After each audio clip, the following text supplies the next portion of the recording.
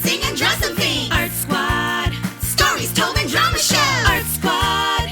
Come together, we're a team. Art Squad. We can get through anything. Art Squad, come join the Art Squad. We are the Art Squad. Let's go!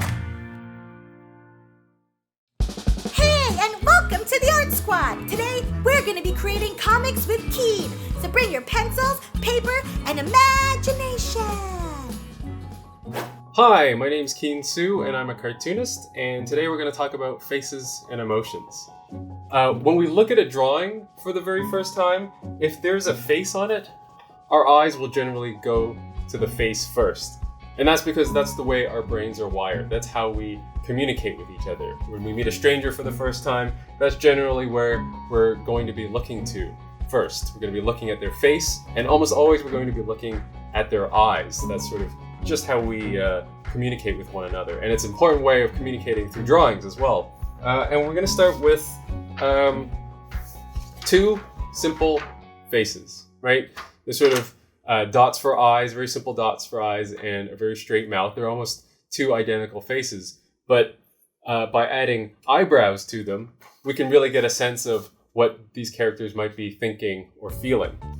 When you're feeling angry, what sort of face do you make, right? When you're angry, your eyebrows sort of come together and your mouth might get a little wider. But in the eyebrows is sort of what we're really thinking about here. They sort of come together at sort of an angle, and and you feel really angry. If you're really sad, your eyebrows might be going up and away in the opposite direction.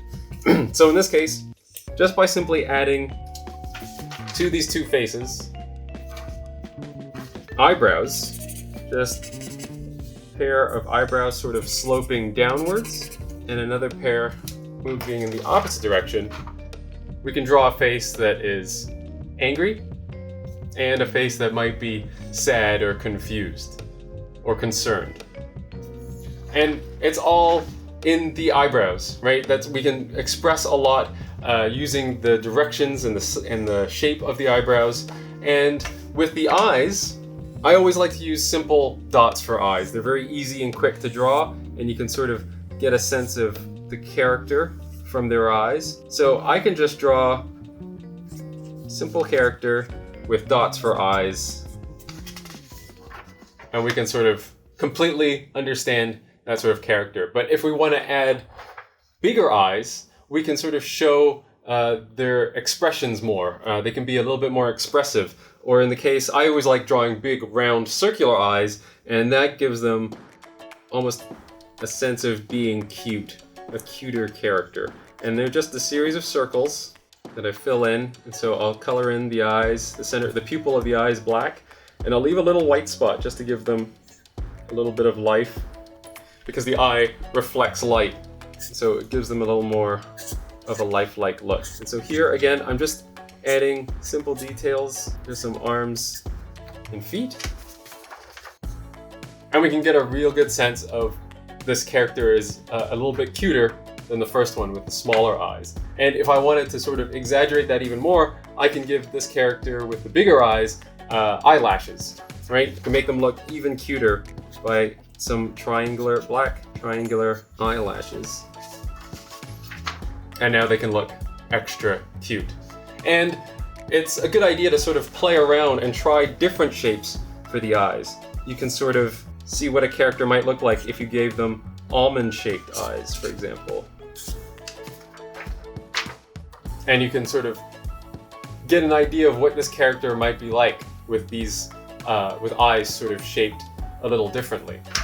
Or maybe even if you had square eyes, what do you think that might say about that character?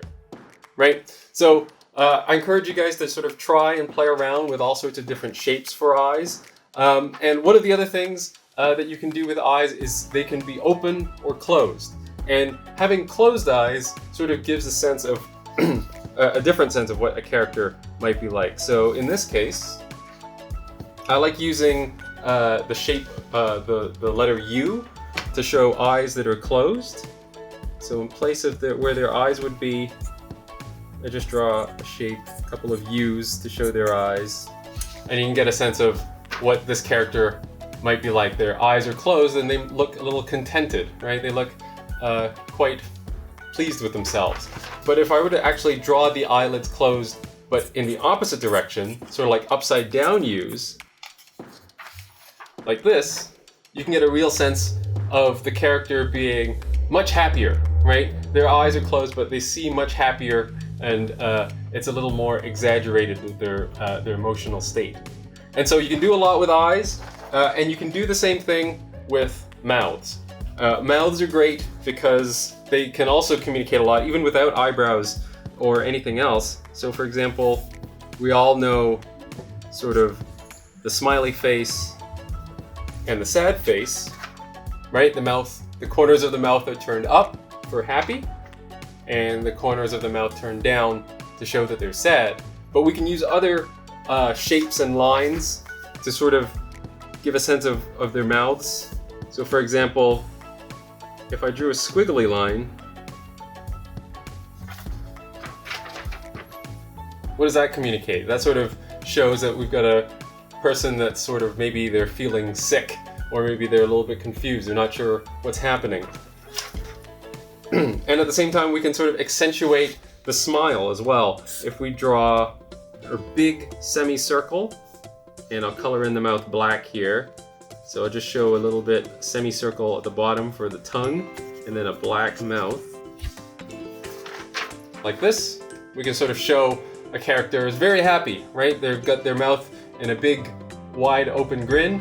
But at the same time, if I change the shape of that open mouth, and instead of it being a semicircle, I sort of make it more of almost like a heart shape, like a wide heart shape. And again, I'll sort of draw in the bottom of the tongue here, but I'll color in the rest of the mouth black so we can really see it.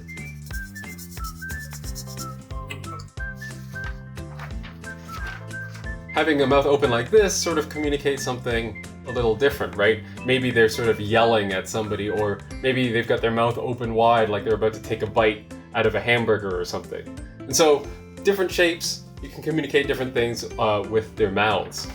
And finally, it's all about putting all of these things together. The eyebrows, the eyes, the mouth, to make all sorts of different and crazy expressions. So, in this case, I'll just stick with the simple dots for eyes, but by adding maybe one eyebrow that's a straight line and one that's a nice big curve, and maybe we'll have the mouth sort of turned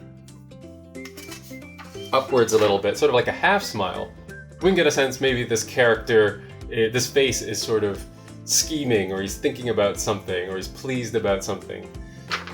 And similarly, with a face like this one, maybe with the squiggly line for a mouth, right? This face sort of communicates they're feeling really sick, or they're really, really nervous, and they're maybe in the drawing they would be holding their tummy or something, and they're so nervous or feeling queasy that that's sort of showing right on their face as well. So I'm encouraging you guys to sort of play around and try all sorts of different ways of showing characters' emotions and their feelings on their faces. And it's another way of communicating a story to people. And I hope you guys have fun, and I'll talk to you soon. Psst, do you want to join the Art Squad? Be sure to follow and subscribe so you can see what the squad leaders have for you next.